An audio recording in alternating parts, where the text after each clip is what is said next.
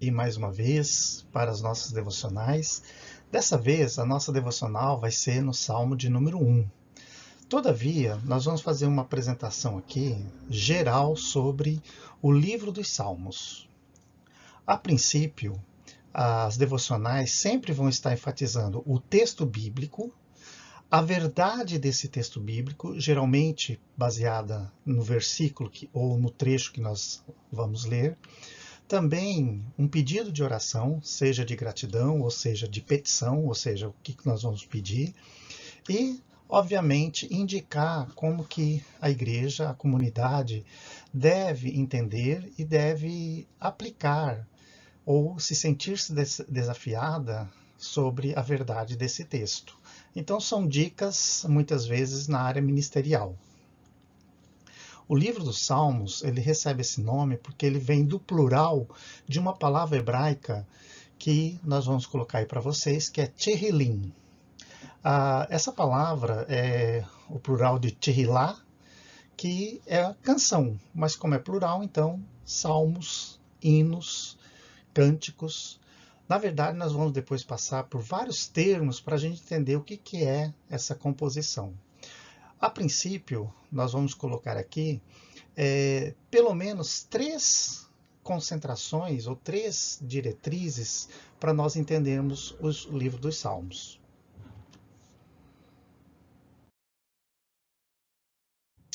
A primeira delas vai falar sobre teologia. Sempre quando a gente fala teologia, a gente está enfatizando os grandes ensinamentos, os grandes princípios ou fundamentos daquele livro, daquela parte escriturística que vem ensinar a gente. No caso dos Salmos, também tem teologia, tem ensinos. Muitas vezes as pessoas confundem com doutrina. Mas aqui eu quero enfatizar que estamos falando sobre os ensinos que o texto bíblico traz para nós. Nesse caso, a teologia dos Salmos ela está dentro de um parâmetro chamado hinologia. Quando eu digo parâmetro, quero dizer assim, uma classificação. Obviamente, a hinologia ela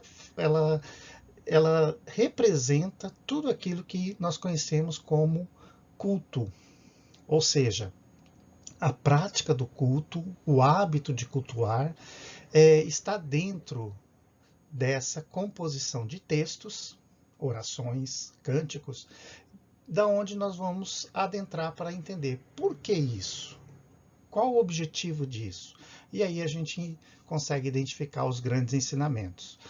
Então, eu já chamo a atenção aqui que antes de propriamente, por exemplo, às vezes pegar um verso e já fazer profecia, ou pegar um verso e já fazer um contexto histórico, pegar um verso e fazer aplicações diretas e assim, começar a se ampliar o horizonte dessa interpretação, mas uma dica que eu estou dando aqui é assim, comece a interpretar o Salmo através da teologia. Como a teologia está enfatizando a praxis cultica, então aqui eu vou colocar algumas partes que vão ajudar a gente a entender essa questão do culto. Bom, a primeira delas é a adoração. Sempre, quando a gente está no contexto do culto, tem a questão da adoração. A adoração, a princípio, são afirmações da essência de Deus, aquilo que Deus é. Então, Deus é amor, Deus é justiça, Deus é paz. Então, o culto vai se direcionar para a exaltação de Deus. Então, nos reunimos aqui para te adorar, para te exaltar, para te glorificar. Mas já um pouquinho da nossa tradição protestante, a vida cristã, a vida humana é o serviço de adoração a Deus. Então nós chegamos para adorar a Deus. Segunda é a questão da confissão. A enologia, ela sempre trabalha essa questão de você adentrar a presença de Deus ou ao templo do Senhor, se limpando, se purificando. E na tradição cristã, a confissão é a maneira mais básica que nós temos para o processo de purificação. Então, confessar é concordar que aquilo que fizemos ofendeu a Deus. E nesse sentido, nós reconhecemos e logo já passamos para o processo de conscientização, purificação e conseguimos dar prosseguimento a uma vida de culto. Terceira, passa pela questão do louvor. O que é o louvor? O louvor já entra dentro de todo esse contexto, você reconhecendo aquilo que Deus fez. Então você louva porque Ele te deu paz, trabalho, abrigo, proteção. Então você reconhece a obra de Deus, a salvação. Então, enquanto a adoração fala da essência de Deus, o louvor são os atos humanos pela ação de Deus. Então, assim, Deus nos liberta, Deus nos ama. Então, nós entregamos isso em forma de louvor. O louvor também, ele tem essa característica individual e também coletiva. Aliás, em todos esses processos aí tem a questão individual coletiva. Mas no caso do louvor, a gente tem que entender que Deus está constantemente olhando pelos seus filhos. Então a gente tem que reconhecer isso como atitude de louvor. A edificação, eu estou bem assim já no contexto contemporâneo de usar termos do dia a dia, mas sermão, parênese, edificação, homilia, pregação, mensagem, engloba toda essa parte que também está prevista no livro dos Salmos.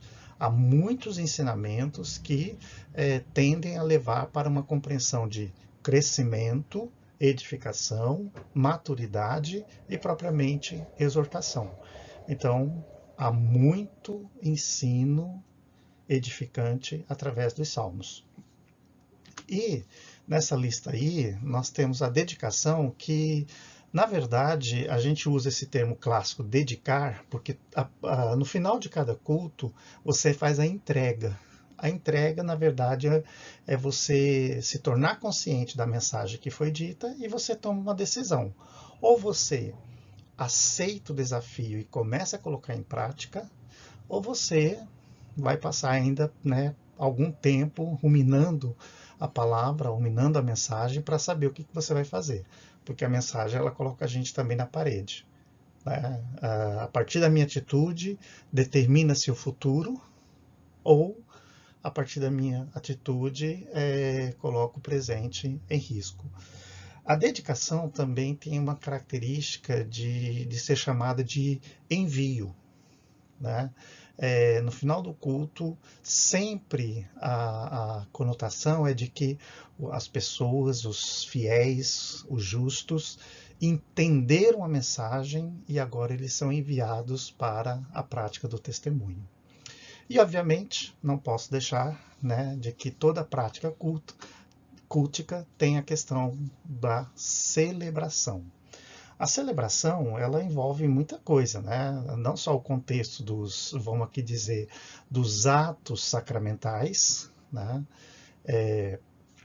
Igreja ortodoxa, igreja católica, igreja protestante, tem vários sacramentos que necessitam a participação do ritual. Então, a Eucaristia, o batismo, o casamento, etc.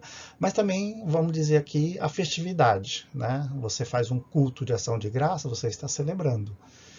E nesse contexto, o que o inário, o que os salmos preservam?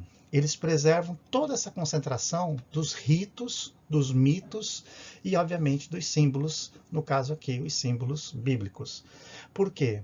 Porque toda essa junção traz para nós a memória cantada, a memória orada, né? Eu posso dizer isso, mas que está ali falando daquilo que se acredita, daquilo que se crê e, obviamente, a maneira como se comportamos diante de Deus e também da sociedade.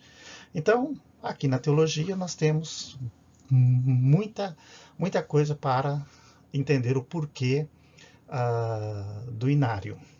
E aqui eu já faço uma boa aplicação, que é o seguinte: nas igrejas, principalmente as igrejas protestantes, elas têm uma certa assim, reserva com os inários, principalmente o pessoal jovem, porque gostam mais de cânticos, né, dos famosos corinhos e tal. Mas olha, já vou colocar assim, isso aí é uma mentalidade retrógrada, uma mentalidade, muitas vezes, eu vou até dizer, auspiciada pela maldade, não é coisa boa, porque não tem como falar ou como pensar numa religião cristã sem o hino, sem a parte da hinologia, sem os cânticos.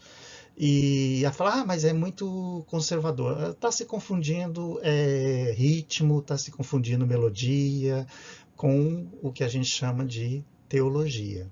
Tá? Então, assim, se eu for aprender mesmo, são os inários que ensinam mais do que os cânticos, os corinhos de hoje. Né? Então, tomar muito cuidado com isso. Não existe fé cristã sem hinologia.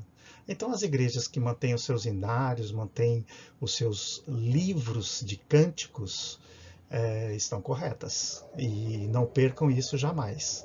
Porque foram assim que o povo de Deus também fez. E depois eu vou estar comentando sobre isso.